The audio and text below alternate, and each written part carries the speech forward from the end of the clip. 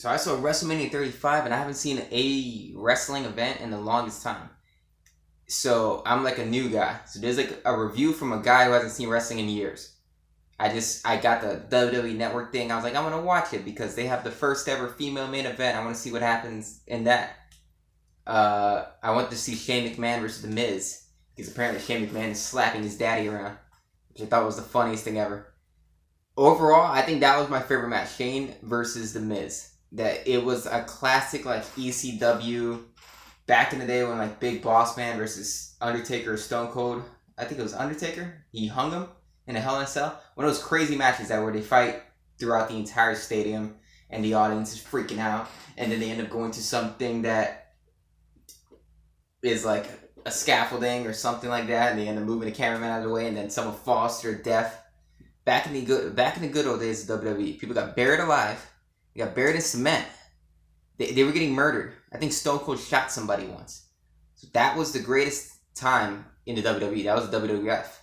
So that's what that match felt like. It felt like a WWF match. People getting killed. I want to see violence. I want to see people doing what Shane McMahon did. He got knocked over a fence, landed on a golf cart, and dropped on the concrete floor. The guy's like 50. This is why he fights like once a year. Because he's like, I'm going to commit all of my bodily health to this one match in which you're going to kill me. I'm going to let you throw me off the scaffolding. I'm going to let you throw me over a fence, onto a golf cart, onto the concrete, hard ground, where my spine will sever, and I'll have scoliosis for the rest of my life. But that was my favorite match. I enjoyed every match. I saw Kofi Kingston. I guess he became a big name. I remember for years that guy was a nobody.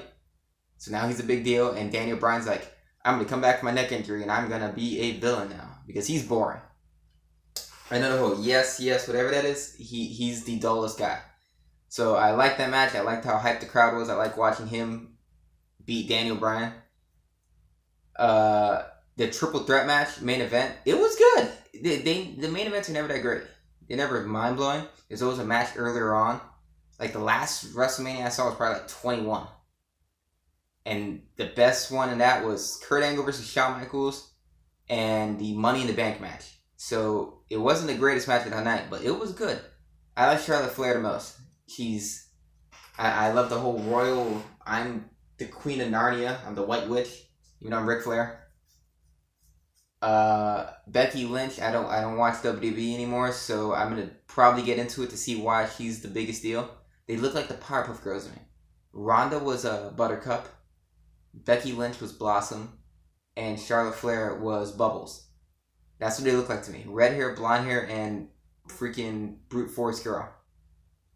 But that was a good match. I like the Ronda Rousey's just the puncher. She just goes in there and she starts boxing. She's like,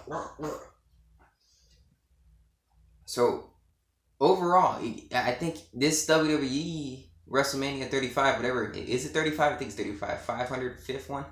It could pull new fans in. I think I'm going to start watching it again to get into why all these matches were what they were. Like, why is who's that guy? Discount Roman Reigns versus Brock Lesnar. What was the big deal with that? The match was good, and Brock would have won, but they let that guy have it. So, great show. I want to go see one of these live. I like that it's outdoors. Next one's coming to Tampa. I live in Florida, so